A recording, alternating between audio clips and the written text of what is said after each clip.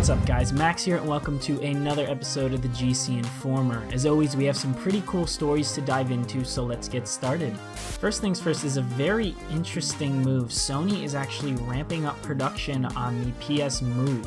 You know that little thing that came out alongside the Xbox 360's Kinect? It had a blue or red orb at the end of it. They were like handles and you would kind of move them around. Like there was a bow game I remember you could shoot archery with and stuff like that, which is really interesting. You know, just like the Kinect, it's a cool idea in theory, but it was never super utilized. That was the case until PSVR came out. These controllers are perfect methods of controlling VR games, so it makes sense that PS Move actually got more popular again. And it turns out Sony is doubling down on VR content soon, so it makes sense they're pushing production on the PS Move because they probably expect a bunch of people to jump on this thing. This is also great because PSVR is one of the only consumer level priced VR headsets. There aren't a lot out there, the only other one being that Oculus Go headset, and I don't even think that's out yet. So it'll be really interesting to see Sony at the forefront of console gaming VR and potentially even VR in general, assuming this takes off more than the Oculus Go does.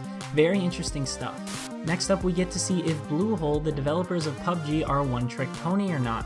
They just revealed their new project. It's called Ascent Infinite Realm, and it's going to be a high fantasy steampunk MMORPG, which is interesting, especially because MMOs haven't really been as popular lately. You know, the most recent MMO news I can think of was Blizzard bringing back vanilla Warcraft servers, which is really cool in its own right, but other than that, MMOs just haven't been as popular as they were a couple years ago. There's a trailer out for the game on YouTube and on the project's new website, though the trailer does have kind of a bit of lag in it, but it is showing a lot of really detailed character models and a lot of things on the screen, so that's to be expected, I guess. Then again, I know PUBG is still in early access, but it really isn't the best optimized game in the first place. Anyways, they're having a beta planned for the first half of 2018, so we'll be able to see for ourselves if this game could be the next big thing in MMOs. How cool would it be if the developers of PUBG brought back MMOs? Interesting stuff. This one isn't so much news, just more interesting stuff happening in the gaming industry. CD Projekt Red thinks that The Witcher will extend beyond Geralt's trilogy of games. You know, this is interesting because while The Witcher 2 was a decently big game in gaming circles, it wasn't until The Witcher 3 that this game became widely known and really mainstream and was just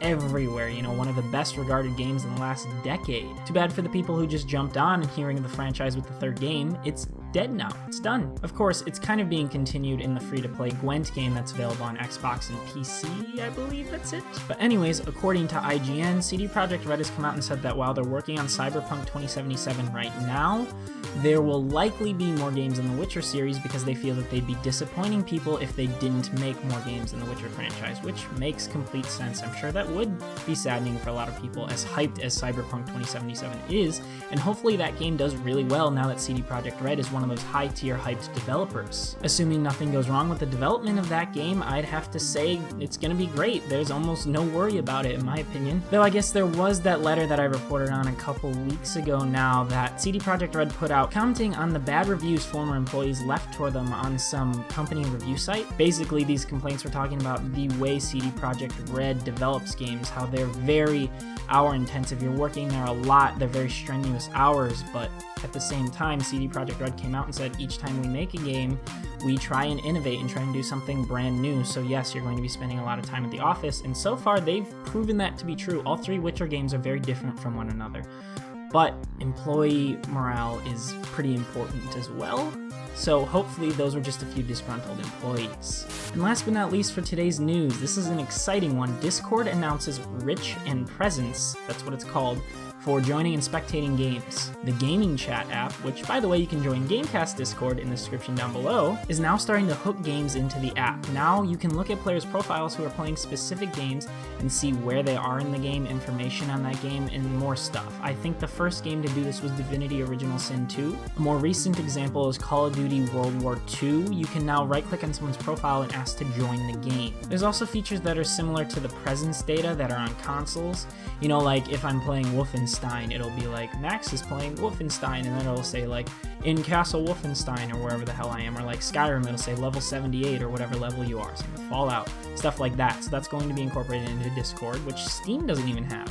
which is an interesting choice. I'm sure there are more features planned for this, but that's really all we have right now. Aside from the 2 games I mentioned earlier, Payday 2 is another game on the list, because developers have to opt into this sort of thing. I'm sure that more devs are going to be jumping on this sort of thing. I don't know if it's going to become like a super regular usable thing, because these are also just mostly features on Steam, like joining a game where you can message someone on Steam, especially because these games are played through Steam anyways. So it's good, I guess, if you don't have them on your Steam friends list right away, but that would probably be a one and done, because then you'd add them. I don't know. Maybe it has more of a use than I'm thinking it is. I'm sure Discord has bigger plans for it than just this, so we'll have to wait and see.